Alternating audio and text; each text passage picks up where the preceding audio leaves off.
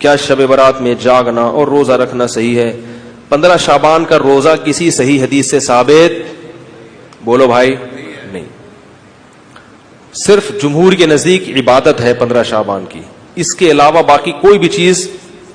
میرا اس پر بہت ڈیٹیل میں بیان ہے, یوٹیوب پہ سرچ کریں وہ بیان آ جائے گا. میسج ٹی وی والوں نے ایک انٹرویو لیا تھا اس پہ, اس میں نے دلائل سے ثابت کیا ہے, پوری مدلل بحث کی ہے کہ نہ اس رات میں قبرستان جانا چاہیے, نہ اس رات میں حلوے پکانے چاہیے, نہ اس رات میں الگ سے کوئی نہانا دھونا چاہیے, نہ اگلے دن کا روزہ رکھنا سنت ہے, نہ پٹاخوں کی کوئی حیثیت ہے.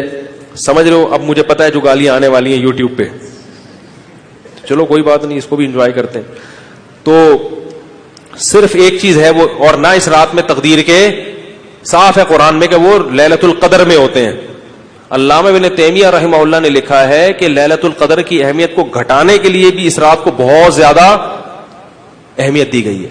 تو جتنی جس چیز کی اہمیت ہو اس کو اتنا ہی رکھنا چاہیے. تو صرف عبادت ہے, تو عبادت کی جمہور کے نزدیک کیا ہے وہ بھی اتفاقی نہیں ہے, یاد رکھو.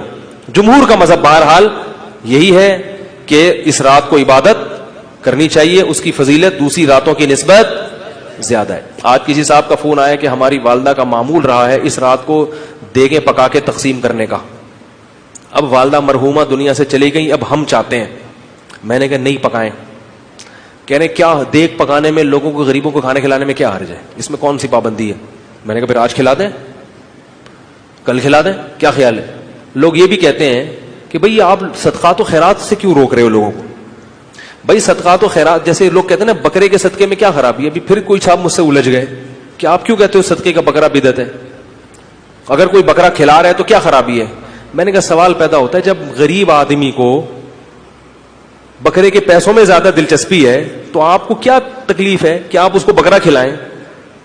اس کا مطلب آپ بکرے کو کیا سمجھ رہے ہو, الگ سے کوئی فضیلت سمجھ رہے ہو بکرے میں. شریعت میں جس چیز کی الگ سے کوئی فضیلت نہ ہو اس کو الگ سے پروٹوکول دینا یہ بدعت ہے یا نہیں ہے؟ غریب آدمی کو کہہ رہے یار 20,000 کا بکرا لے کے دے دیا تم نے مجھے, تو مجھے 20,000 روپے دے دیتے. اگر آپ کہتے ہو اس کے کھانے کی حاجت ہے تو راشن ڈلوا دو. 20,000 میں جو راشن ہے, بکرا ایک ٹائم پہ ختم ہو جائے گا, 2 دن چلے گا, اور راشن پورے سال. اس کا مطلب یہ ہے کہ بکرا مقصد ہے آپ کا, بکرے کا لیبل لگایا جا رہا ہے, صدقے کا لیبل لگایا جا رہا ہے, مقصد کیا ہے؟ ارے بھائی, تو اس لیے وہ کہنے لگے کہ میں 15 شعبان کو چاہتا ہوں غریبوں میں دیگ تقسیم کروں, تو صدقے میں حرج کیا ہے؟ میں نے کہا بالکل کوئی حرج نہیں ہے, لہذا کل دیگ آپ تقسیم کر دیں, اگر آج لیٹ ہو گئے تو کل کر دیں. کہہ رہے نہیں کل نہیں, میں 15 کو کروں گا. میں نے کہا اس کا مطلب ہے کہ صدقہ اصل نہیں ہے, 15 شعبان کو اس طریقے سے منانا اصل ہے. تو جب شریعت میں نہیں ہے تو آپ کیوں اس رات کو صدقے کے حوالے سے پروٹوکول دے رہے ہو؟ جب نہیں ہے, اس میں کسی صحابی نے نہیں یہ کام کیا, اس رات کو دیگیں پکائی ہوں یا نہائے دھوئے ہوں یا کھانا کھلایا لوگوں کو.